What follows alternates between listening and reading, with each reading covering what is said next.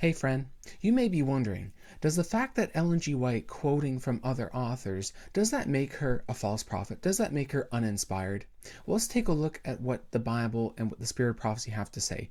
Does the fact that Ellen G. White, does the fact that she used other authors and used other resources to compile her works, does that make her not a prophet? This is what we're going to answer. So if you like this video, don't forget to like, subscribe, and share, and let me know what you think in the comment section down below. Now, let's get into this now. Here she writes in the introduction to the Great Controversy book that she had written.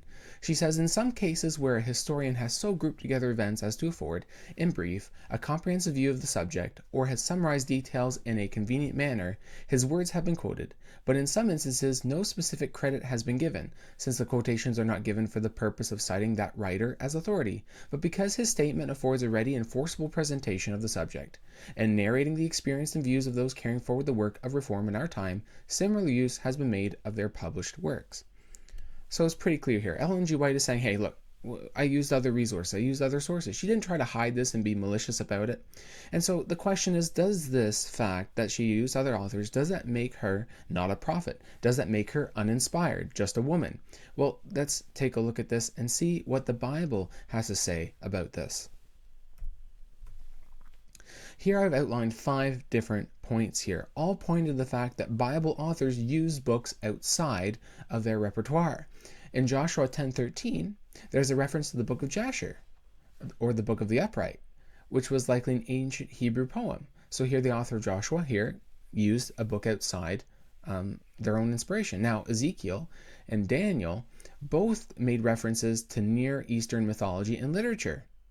And there's some examples there, the cosmic sea, Leviathan. So it's pretty clear, isn't it? So Ezekiel and Daniel, as well as the author of Joshua had shared the fact that they had used other resources outside the repertoire.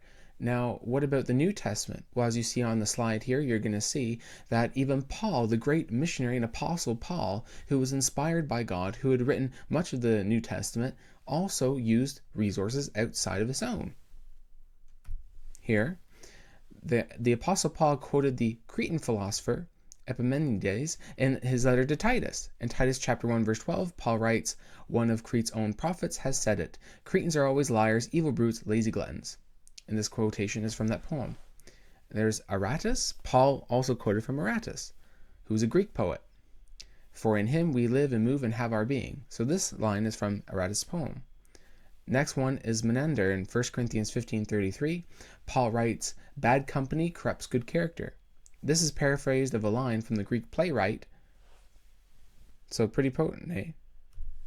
So here we actually have clear references to the fact that Paul, New Testament, as well as Ezekiel, Daniel, Joshua, Old Testament, all use resources outside of you could say, of their own inspiration. We know they're inspired by God. It didn't just come from them, but they had other resources that they compiled. So no, this doesn't lessen the fact that Ellen G. White is not inspired. No, she is inspired, and the mere fact that she did this type of thing lends itself to the fact that she's following in the same lines as Ezekiel, Daniel, and Paul. Pretty cool, right? So this is not a detraction from her inspiration, but actually a big plus, showing again another proof of Ellen G. White's inspiration, following in the line of the prophets before her. I hope this video has been great for you. Don't forget to like, subscribe, and share, and let me know what you think in the comment section down below. God bless and keep you until we study again.